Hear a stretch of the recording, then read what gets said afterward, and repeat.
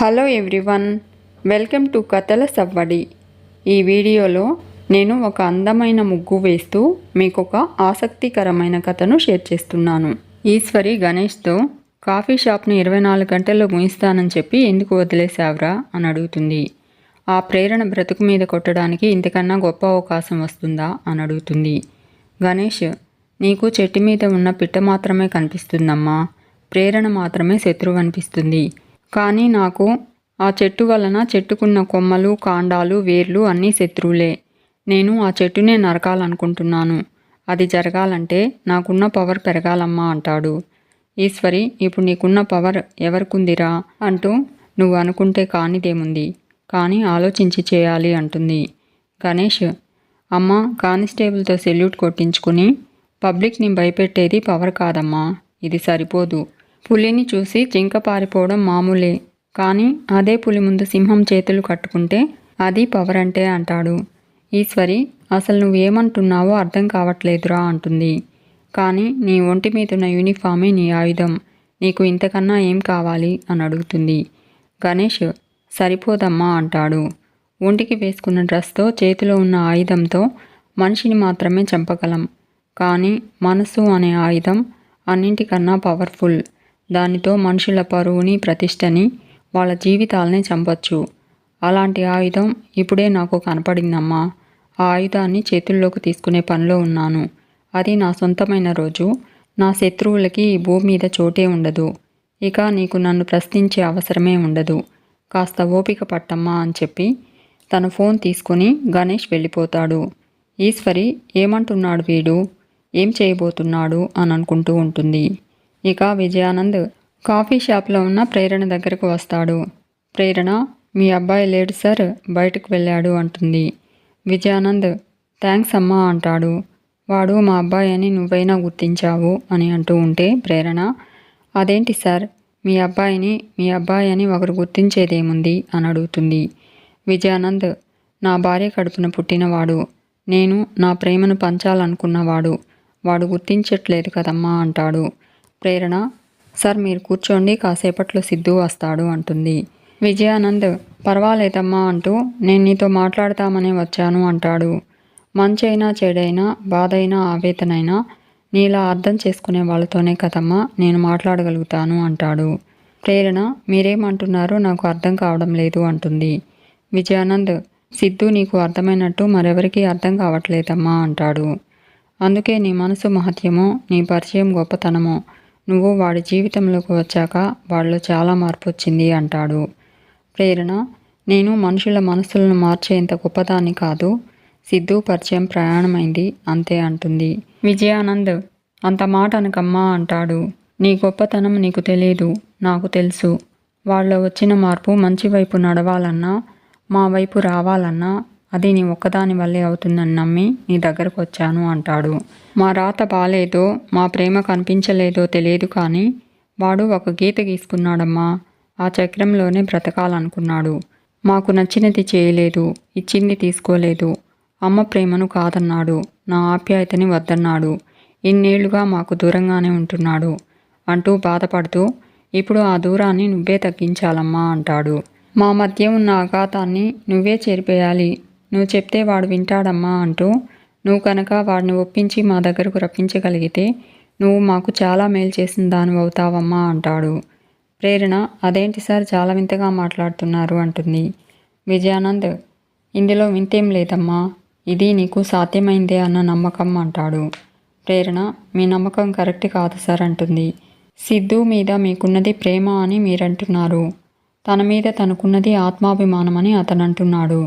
ఆత్మాభిమానమే మీ ప్రేమను చెరపలేనప్పుడు నేనెలా చెరపగలను సార్ అంటుంది. మీ అబ్బాయి మీ ఇంటికి రావాలని, మీతో ఉండాలని మీరు ప్రయత్నం చేయకుండా ఉన్నారా? ఎన్నో ఏళ్ళగా ప్రయత్నం చేస్తూనే ఉంటారు కదా. ఇన్నేళ్ళు మీరు ప్రయత్నిస్తేనే వినని వ్యక్తి నా 3 నెలల పరిచయం చెప్తే ఉంటాడని మీరెలా అనుకుంటున్నారు సార్ అని అడుగుతుంది. విజయానంద్, కానీ నా మాట వాడికి చేదైపోయింది, మా ప్రేమ వాడికి విషమైపోయిందమ్మా, అందుకే నిన్ను ఒక చిన్న ప్రయత్నం చేయమంటున్నాను అంటాడు. ప్రేరణ, ఆ ప్రయత్నం ఏదో మీరే చేయాలి సార్. సిద్ధులో మార్పు కోరుకుంటున్నవారు మీ అబ్బాయి మీ ఇంటికి రావాలని ఆశపడుతున్నవారు ఇంకొకసారి ప్రయత్నించండి సార్ అంటుంది. విజయానంద్, ఇంట్లో లైట్ వెలగాలి అంటే కరెంటు కనిపెట్టిన వాడు అక్కర్లేదు. ఆ లైట్ స్విచ్ తెలిసిన వాళ్ళైతే సరిపోతుంది. అది నువ్వే అని ఇంత దూరం వచ్చాను. వాడిలో జ్ఞానోదయం కలిగించే వ్యక్తి నువ్వే అని నిన్ను అడుగుతున్నానమ్మా. నువ్వు ఒకసారి ఆలోచించు అంటాడు.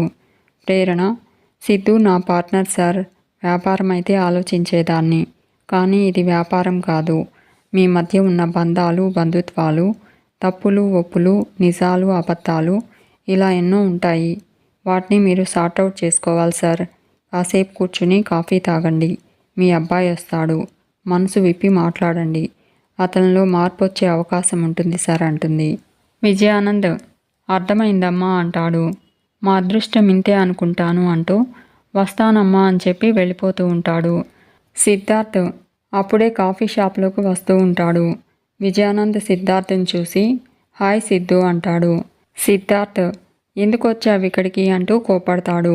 విజయానంద్ టైం చూసుకుంటూ నాకు అర్జెంట్ మీటింగ్ ఉంది, మనం తర్వాత మాట్లాడదామని చెప్పి వెళ్ళిపోతాడు. సిద్ధార్థ్ ప్రేరణ దగ్గరకు వెళ్ళి ఆయన ఇక్కడికి ఎందుకు వచ్చారని అడుగుతాడు. ప్రేరణ నీకోసమే వచ్చారు అంటుంది. సిద్ధార్థ్ నా కోసం రాడు అంటాడు. ప్రేరణ నీకోసమే వచ్చాడు. నువ్వు తిరిగి ఇంటికి వెళ్ళాలట. శాశ్వతంగా మీ అమ్మా నాన్నలతో కలిసి ఉండాలట. ఆ విషయం నీతో చెప్పి ఒప్పించమని నన్ను హెల్ప్ అడుగుతున్నాడు అంటుంది. సిద్ధార్థ్ మరి నువ్వేమన్నావు, నాతో ఏం చెప్పాలనుకుంటున్నావు అని ప్రేరణ అడుగుతాడు. ప్రేరణ ఏదైనా మీ అబ్బాయితో మీరే మాట్లాడమని చెప్పాను. ఇందులో సిద్ధుయే నిర్ణయం తీసుకోవాలి తప్ప నేను చెప్పేదేం ఉండదు అని చెప్పాను అంటుంది. ఒకరు చెప్తే తెలుసుకునేంత చిన్నపిల్లాడివి కాదు అని నీకు చెప్పాలనుకున్నాను అంటూ తప్పుగా మాట్లాడానా అని అడుగుతుంది ప్రేరణ. సిద్ధార్థ్ లేదు అంటాడు. మా ఇద్దరికి చాలా కరెక్ట్గా చెప్పావు, నన్ను అర్థం చేసుకున్నావు అంటూ థ్యాంక్ యూ అని చెప్పి లోపలికి వెళ్ళిపోతాడు సిద్ధార్థ్. ఇక విజయానంద్ కారు దగ్గరకు వెళ్ళి విశ్వాస్తో విశ్వాసం పద బయలుదేరుదాం అంటాడు. విశ్వాస్ డోర్ తీస్తాను కానీ మీరు మాత్రం నాకు అర్థం కారు సార్ అంటాడు. విజయానంద్ నేను నీకు అర్థమైతే నా స్థానంలో నువ్వు, నీ స్థానంలో నేను ఉండేవాళ్ళం రా అంటాడు. విశ్వాస్ మీ స్థానమే సార్ రోజు రోజుకి కిందకి దిగజారుతుంది అంటాడు. ఎవరైనా మీ కాళ్ళ దగ్గరకు రావాల్సిందే, అనుకున్నది సాధించుకునేవాళ్ళు. అలాంటిది మీరు సిద్ధు బాబు కోసం ఆ అమ్మాయి దగ్గరికి వెళ్ళి అడగడం ఏంటి సార్ అని అడుగుతాడు. విజయానంద్ దాన్నే స్ట్రాటజీ అంటారు విశ్వాసం అంటాడు. తెలుగులో వ్యూహం అంటారు అంటాడు. విశ్వాసం ఇదేం వ్యూహం సార్, అసలు సిద్ధు బాబు ఈ జన్మలో మీ ఇంటికి రావడం మీకు ఇష్టం లేదు. అలాంటప్పుడు ఆ ప్రేరణ దగ్గరకు వెళ్ళి సిద్ధుకు చెప్పు, ముద్ద కింద పప్పు, వాడిని మార్చు అని ఆ అమ్మాయి దగ్గర చేయి చాచడం ఏమిటి సార్ అని అడుగుతాడు. విజయానంద్ చూడు విశ్వాసం, ఎదిగే చెట్టును చూసి మనకు ఈర్ష్య పుట్టిందనుకో, దాని కొమ్మలు కాతరా నరకాల్సింది, వేళ్ళు పట్టుకుని తుంచేయాలి. ఇప్పుడు సిద్ధుగాడికి ప్రేరణ వేరులా మారిందిరా. వాడికి అమ్మ ప్రేమ అక్కర్లేదు, నాన్న సాయం అస్సలు అక్కర్లేదు. అయినా బతికేస్తున్నాడు అంటే దాని సపోర్ట్ వాడికి బాగా ఎనర్జీ ఇస్తుందిరా అంటాడు. అందుకే ఆ సపోర్ట్ని చెరిపేయాలి, వాళ్ళిద్దరిని విడదీయాలి అంటాడు. విశ్వాస్ సార్ విడదీయడానికి వాళ్ళు ఏమైనా ప్రేమికులా, జస్ట్ స్నేహితులు, మహా అయితే పార్ట్నర్స్ అంటాడు. విజయానంద్ ప్రేమ అనే శిఖరం ఎక్కాలి అంటే స్నేహం అనే మెట్టెక్కాలి. ఆ మెట్టును తవ్వేయడానికే నేను ఇంత దూరం వచ్చాను. సిద్ధుగాడిని మార్చమ్మా, వాడు లేకుంటే మేము బ్రతకలేం, వాడే మా ప్రాణం, వాడిని నువ్వు మార్చి మా ఇంటికి పంపగలవు అని సెంటిమెంట్ డ్రామా ప్లే చేశా. అది కానీ నా మాటలకు కరిగి ఆలోచించి సిద్ధుగాడిని మా దగ్గరకు పంపించే ప్రయత్నం చేసిందనుకో, వాడు చి తూ పో అంటాడు. దీనికి అసలు ఆత్మాభిమానం ఎక్కువ. ఇది పో నువ్వే పో అంటుంది. ఇద్దరి మధ్య ఆఘాతం. సిద్ధుగాడికి బలహీనం, మనకి మాత్రం ఆనందం అంటాడు విజయానంద్. విశ్వాస్ ఒకవేళ ప్రేరణ సిద్ధుబాబును ఒప్పించి నిజంగానే సిద్ధుబాబుని మన ఇంటికి పంపిస్తే అని అడుగుతాడు. విజయానంద్ స్విమ్మింగ్ పూల్లో సునామీ రాదురా, సిద్ధుగాడి మనసు మారదు. నేను వాడిని చిన్నప్పటి నుంచి అలా తయారు చేశాను, వాడిని మార్చడం తనతో ఏమవుతుందిరా అంటాడు. విశ్వాస్ అలాంటప్పుడు ఇంత నాటకం ఎందుకు సార్ అంటూ ఉంటే విజయానంద్ నేను వ్యాపారవేత్తనురా అంటాడు. నేను ఈరోజు వెచ్చించే ఒక్కొక్క రూపాయి రేపు 1 కోటి రూపాయల కోసం.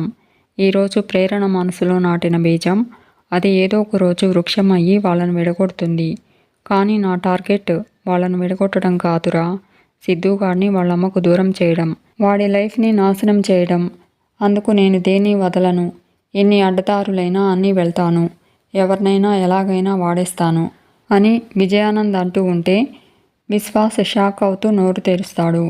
విజయానంద్ తన చేతిలో ఉన్న ఫ్లవర్తో విశ్వాస్ నోరు మూస్తాడు. మనం వెళ్దాం పదా, మీటింగ్ టైం అవుతుంది అంటాడు.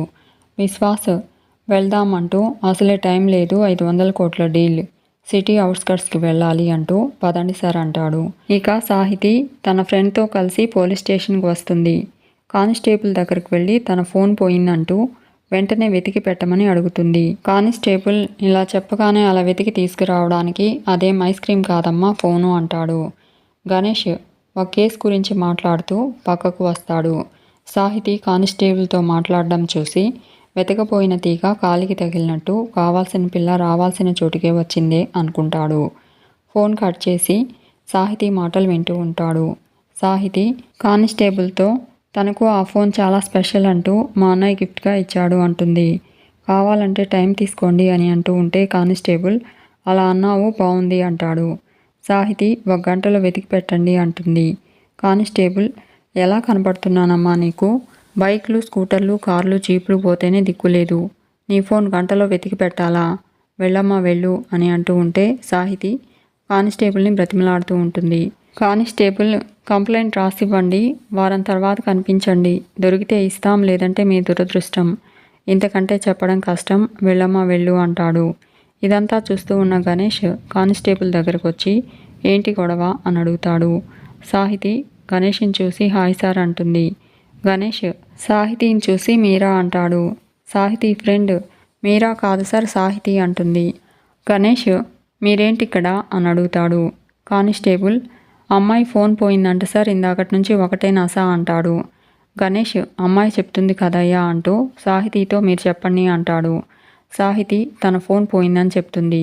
సాహితి ఫ్రెండ్ వెతికి పెట్టమంటూ ఉంటే ఈ కానిస్టేబుల్ ఇష్టం వచ్చినట్టు మాట్లాడుతున్నాడు సార్ అంటుంది. కానిస్టేబుల్ వెంటనే వెతికి పెట్టమంటుంది సార్ అంటాడు.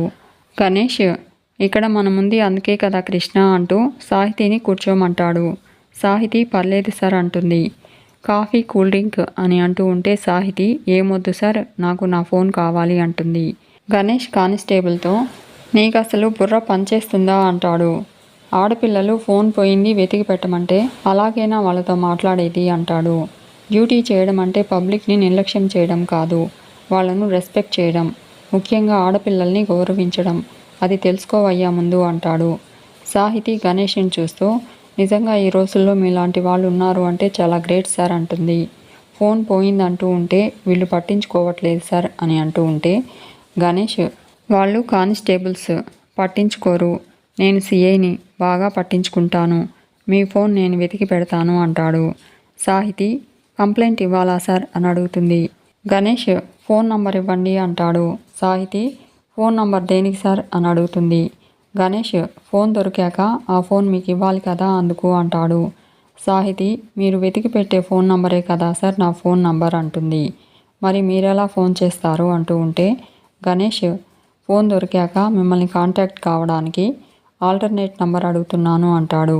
సాహితి తన ఫ్రెండ్ నంబర్ చెప్తుంది. గణేష్ సాహితితో ఫోన్ పోయిన విషయం మర్చిపోమని చెప్పి 24 గంటలు అంటూ కాదు జస్ట్ 12 గంటల్లో మీ ఫోన్ మీ చేతుల్లో ఉంటుంది అంటాడు. Sahithi thank you so much sir అని చెప్పి గణేష్కి బై చెప్పి వెళ్ళిపోతుంది. గణేష్ కానిస్టేబుల్తో ఏమయ్యా కృష్ణ, అమ్మాయిలతో అలాగైనా మాట్లాడేది అంటాడు. అమ్మాయిలతో ఎలా మాట్లాడాలో నేర్చుకోండి అయ్యా, జాబ్స్ ఎలా వస్తాయి మీకు అంటూ గంటలో ఆ ఫోన్ నా చేతిలో ఉండాలి వెళ్ళు అంటాడు. ఇక మంజు సిద్ధార్థ్ గురించి ప్రేరణ గురించి ఆలోచిస్తూ కళ్ళు తిరిగి కింద పడిపోతుంది. సాహితి కారులో ఇంటికి వస్తుంది. డ్రైవర్ మహేష్ చిన్న పనుంది అని సాహితికి చెప్పి వెళ్ళిపోతాడు. సాహితి ఇంట్లోకి వచ్చి కింద పడి ఉన్న మంజుని చూసి కంగారు పడుతూ మహేష్ని పిలుస్తూ ఇంటి బయటకు వస్తుంది. మహేష్ వెళ్ళిపోవడంతో సిద్ధార్థ్కి ఫోన్ చేసి విషయం చెప్తుంది. సిద్ధార్థ్ ఇప్పుడే వస్తున్నా అని చెప్తూ ఉంటే ప్రేరణ ఏమైంది సిద్ధు అని అడుగుతుంది. సిద్ధార్థ్ మా అమ్మ కళ్ళు తిరిగి కింద పడిపోయిందంట, నేను వెళ్ళొస్తాను అని చెప్పి వెళ్ళబోతూ ఉంటాడు. ప్రేరణ నేను వస్తాను సిద్ధు అని చెప్పి సిద్ధార్థ్తో బైక్ మీద బయలుదేరుతుంది. సాహితి ఏడుస్తూ మంజుని పిలుస్తూ ఉంటుంది. సిద్ధార్థ్ బైక్ ఆపి కంగారుగా పరిగెత్తుతూ ఇంట్లోకి అడుగు పెట్టబోతూ ఆగిపోతాడు. ప్రేరణ కూడా ఇంట్లోకి వెళ్ళబోతూ ఆగిపోయిన సిద్ధార్థ్ వైపు కోపంగా చూస్తూ ఉంటుంది. మీకు ఈ వీడియో నచ్చితే లైక్ చేయండి, షేర్ చేయండి, తప్పకుండా సబ్స్క్రైబ్ చేసుకోండి. Thanks for watching.